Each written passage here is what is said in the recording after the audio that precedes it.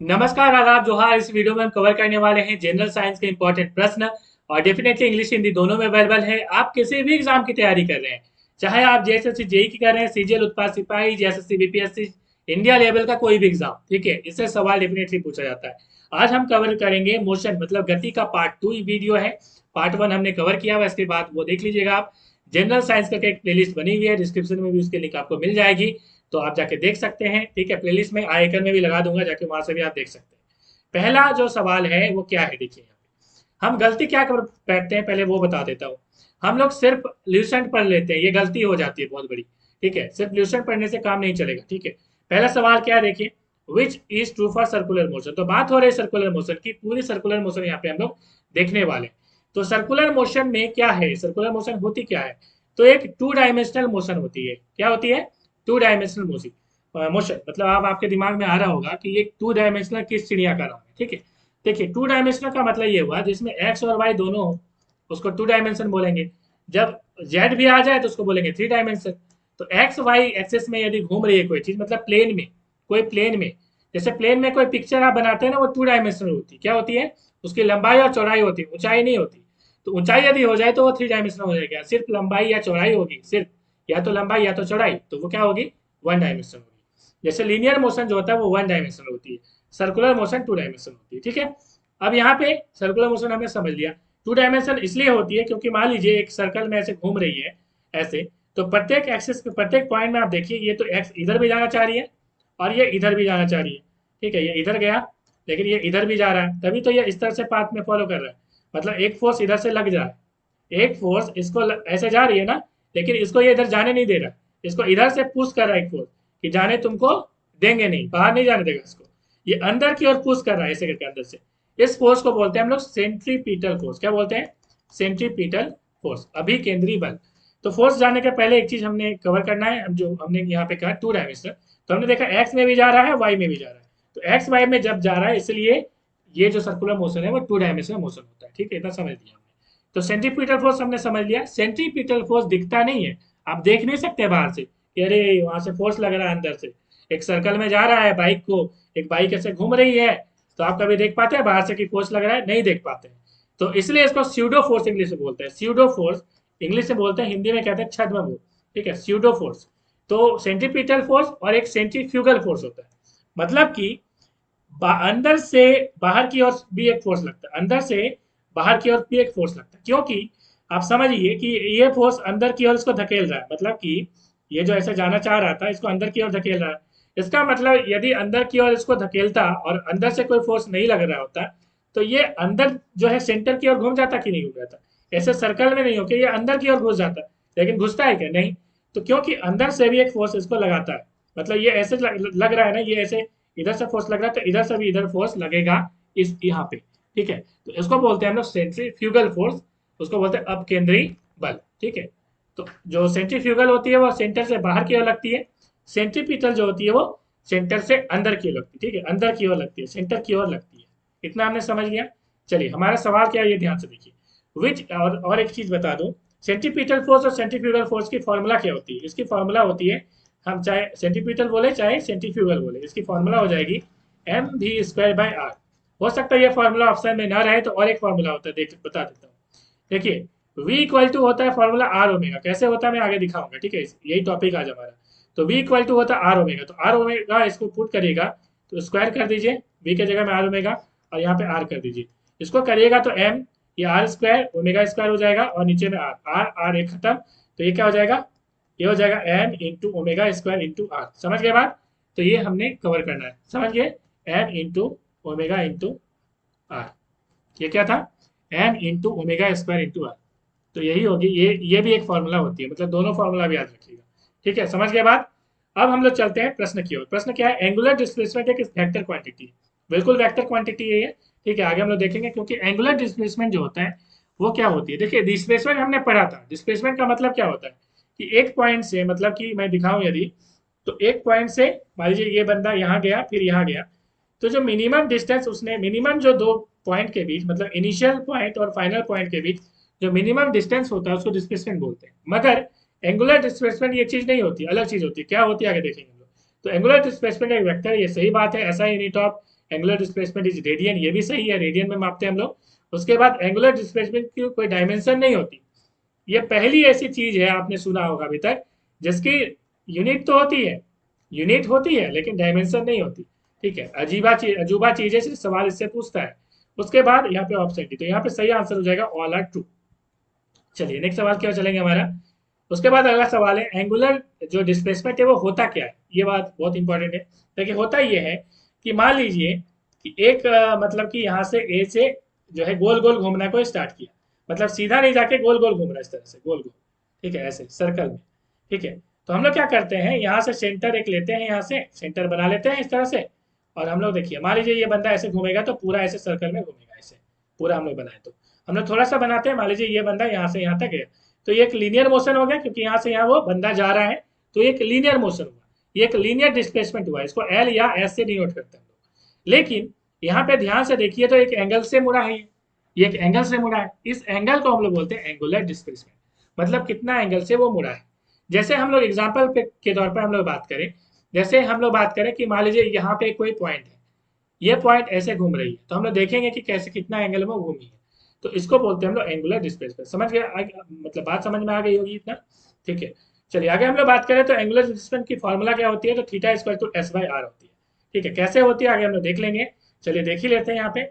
उसके बाद है ये यहाँ पे क्या है, एस जो है वो डिस्प्लेसमेंट है, लीनियर डिस्प्लेसमेंट है, मतलब डिस्टेंस यहाँ पे जो हमने देखा यहाँ पे। ठीक है, ये वाला जो है ये एस है। ठीक है, और थीटा हमने देखा कि ये एंगुलर डिस्प्लेसमेंट है। ठीक है, और आर जो है वो रेडियस होता है। देखिए यहाँ पे क्या क्या सवाल बनते हैं, ध्यान से सुनिएगा। ठीक है, पहली चीज ये फॉर्मूला आई क्या कहाँ से, ये समझिए। हम देख रहे हैं यहाँ पे कि ये 360 डिग्री घूमेगा, यदि 360 डिग्री यदि पूरा घूम जाए तो ये टोटल कितना डिस्टेंस ट्रेवल करेगा, 2 पाई आर करेगा कि नहीं। ये जो इसका जो सरकमफ्रेंस है, इसका जो क्या बोलते हैं परिधि जो है, ठीक है, वो परिधि जो है 2 पाई आर के बराबर होगा कि नहीं। इसका जो परिधि सर्कल का क्या होता है 2 पाई आर, तो वही ना डिस्टेंस 360 डिग्री में ये कवर करेगा, ऐसे जाएगा तो। ठीक है, तो इसका मतलब ये हुआ। और 1 डिग्री में कितना डिस्टेंस, यहाँ पे डिस्टेंस है, क्या है डिस्टेंस, डिस्टेंस इक्वल टू निकाल रहे हो, तो 1 डिग्री में कितना डिस्टेंस हो जाएगा, 1 डिग्री में हो जाएगा 2 पाई आर बाई 360, और 2 पाई जो है वो 360 के बराबर होता है। 1 पाई पाई जो है इक्वल टू होता है 180। ठीक है, पाई रेडियन इसको बोलते हैं radian, pi radian equal to होता है 180 डिग्री, याद रखिएगा। तो 2 pi equal to 2 pi radian क्या हो जाएगा, 360 डिग्री के बराबर होता है। तो ये 2 पाई या 360 काट दीजिए तो 1 डिग्री इक्वल टू क्या हो जाएगा, आर हो गया। ठीक है, लेकिन हमें निकालना किसका है, थीटा डिग्री, मतलब कि थीटा यदि मूव कर रहा है, यदि थीटा मूव कर रहा है टोटल, तो कितना जो है इसका डिस्प्लेसमेंट होगा, ये हमने निकालना है कि ये टोटल डिस्प्लेसमेंट कितना होगा। तो ये थीटा यदि मूव करेगा तो 1 डिग्री में आर है, तो थीटा में थीटा इंटू आर होगा, हम लोग ये करते हैं यूनिटी मेथड में। तो थीटा आर हो गया, तो ये जो थीटा आर है ये क्या निकला, ये निकला डिस्प्लेसमेंट। हम क्या निकाल रहे थे, डिस्प्लेसमेंट निकाल रहे थे। इसका मतलब डिस्प्लेसमेंट को हम लोग एस से नोट करते हैं, ये टोटल जो एस है ये हम निकालेंगे, तो एस इक्वल टू हो जाएगी आर थीटा, यहीं से निकल जाएगा theta equal to S by R या एल बाई आर। यदि ये एल से डिनोट करते हैं तो एल बाई आर। ठीक है, समझ गए आप कैसे निकालते हैं। तो यहाँ से एक सवाल पूछा जाता है कि 1 डिग्री में कितना ये जो है इसका डिस्प्लेसमेंट होगा, तो आर होगा। हो सकता है ये सवाल ऐसे पूछ दे कि मान लीजिए एक सर्कुलर मोशन है, तो 1 डिग्री में इसकी डिस्प्लेसमेंट कितनी होगी, तो ये जो सर्कल का जो रेडियस होता है उसी के बराबर होगा। तो ये ऑप्शन वाला क्वेश्चन में दे सकता है कि रेडियस दे देगा 2 मीटर, अब बोलेगा कि बताइए कितना इसका डिस्प्लेसमेंट होगा। तो ध्यान से कंसेप्ट को पढ़ेंगे, कंसेप्ट से सवाल पूछे जाते हैं। ठीक है, नेक्स्ट सवाल हमारा क्या है, तो हमने यहाँ पे कवर कर लिया था इसको ना। चलिए नेक्स्ट सवाल हमारा क्या है, the SI unit of angular displacement is.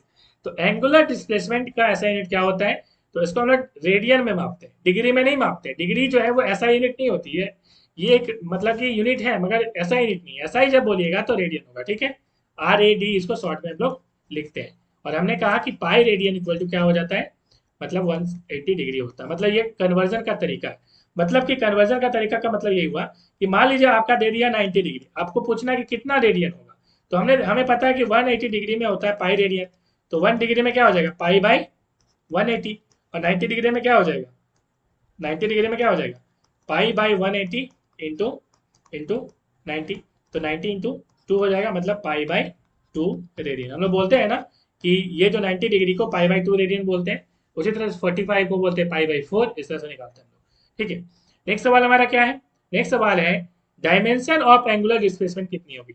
Angular displacement की जो आयाम है वो कितनी होगी, तो एंगुलर डिस्प्लेसमेंट की कोई आयाम होती नहीं है। Option A is the right answer.